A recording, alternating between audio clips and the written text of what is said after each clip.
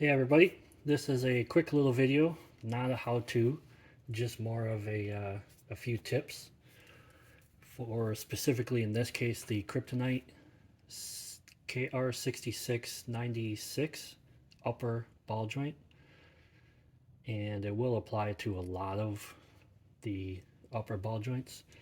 Primarily what happened was I received these, there's no instructions in there, and I couldn't tell for sure which way they get oriented in the arm.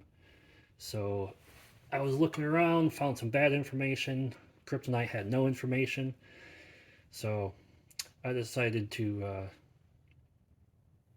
provide the info for you, just in case you're wondering.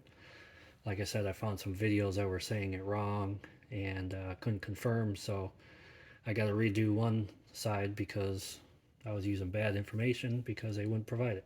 Anyway, they have a orientation index, and that goes out. So toward the tire. This works for, I know the Mevotech TTX line, and I think the Moog, probably others, but just in case you're wondering how they go, the dot or mark goes out towards the tire. So a couple more tips I figured I'd show is pressing these out is pretty easy. I have this old big nut. I believe this is off the lower, and so that works pretty good. And your press fits on there. It won't go through, and it'll just push it right on up out. There's also a snap ring that goes on the new one. The old one did not have one. I had to buy one.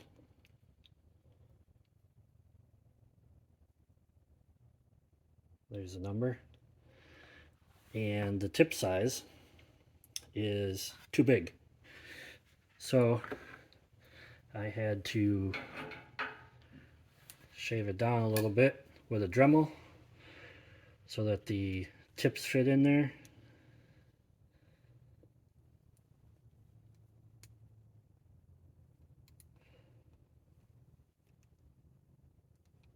If I could get it in there. Don't worry, it does work. And then you this spreads it really nice and wide.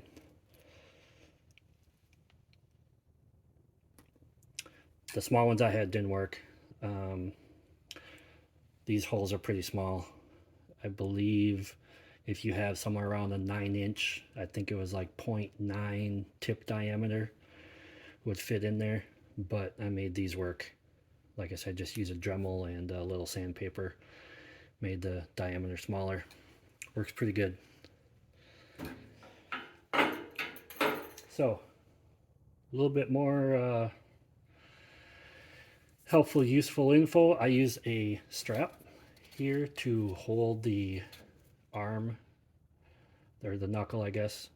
Just put it in the caliper, and that keeps it from just flying. You can, cinch it up a little bit as you're trying to work the nut and whatever.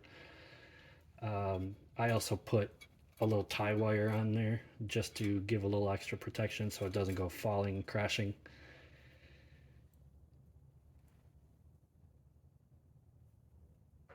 Another tip is save your old Zerks. Save your old nuts just in case you need one. Like I mentioned, save the old ones. You might be able to use it for pressing. This is a real large one, so it works pretty good. So I think that covers everything I was going to mention. If you have anything to add, feel free to leave it in the comments. And I guess another quick little one too, before I forget, is a lot of the lower joints here are difficult to get out with a press. So, spray some, whatever your favorite lube in there, Blaster, WD-40, whatever. let it soak for a while, and put a jack stand under the bottom arm if you put it back a little bit, and then just take a big 3-pound hammer and just beat it down. After a while you might need to put a socket in there and then just beat the socket down and it'll push it out. A lot of people find that's way easier. So I think that pretty much covers everything I was going to mention. So like I said, if you have any more tips and suggestions, leave them in the comments down below, and we'll see you next time.